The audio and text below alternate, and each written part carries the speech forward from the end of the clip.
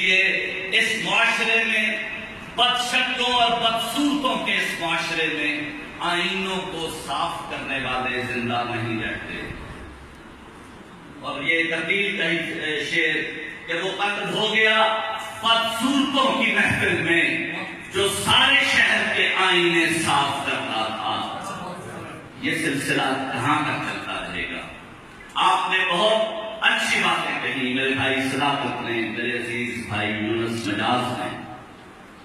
بہت کچھ ہونا چاہیے، بہت کچھ نہیں ہو رہا. آپ نے جو کہا میں اس میں ایک اضافہ اور بھی کرنا چاہتا ہوں. آپ نے بخشیش کے قتل کے بارے میں کہا بخشیش صحافی تھا، قتل ہو گیا، لیکن چمڑی بھی صحافیوں کی ادھیڑی گئی، چھاپے بھی صحافیوں ہی کے گھروں پہ مارے گئے اور الٹا بھی صحافیوں ہی کو لٹکایا گیا. یہ کیا سلسلہ تھا؟ اس کی صرف ایک وجہ تھی اور اس کے ذمہ دار ہری پور کے صحافی ہیں.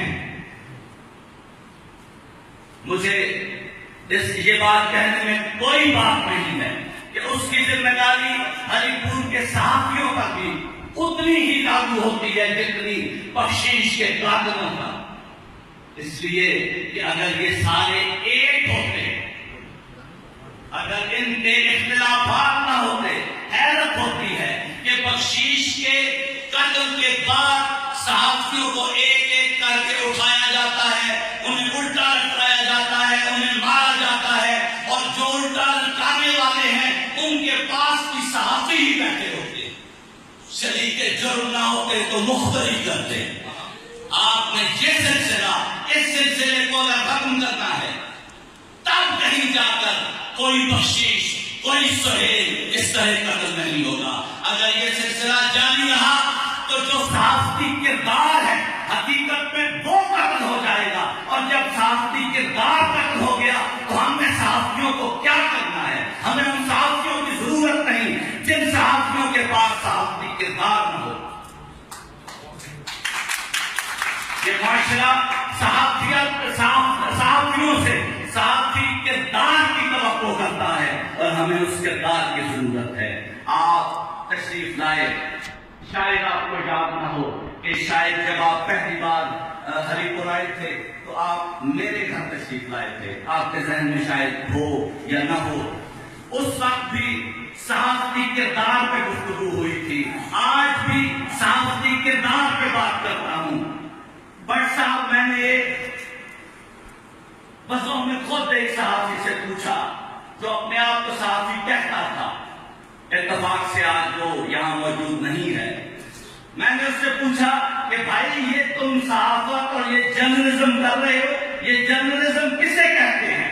تو جو جواب مجھے اس نے دیا وہ یہ تھا کہ ڈاکٹر صاحب ہمیں بھی پتا ہے جرنلزم معاشرہ کو کہتے ہیں. اب اگر صورتحال یہ ہوگی تو پھر مشکل ہو جائے گی. پھر صحافت نہیں رہے گی، صحافتی کردار نہیں رہے گا، اور صحافتی کردار نہ رہا تو یہ معاشرہ بھی زندہ نہیں رہے گا جو پہلے سے ہی ایک مردہ معاشرہ. اس معاشرے کی زندگی کے لیے آپ سب نے صحافتی کردار ادا کرنا ہے. آج آپ سہیل کے تعزیتی ریفرنس میں شرکت کے لیے آئے ہیں.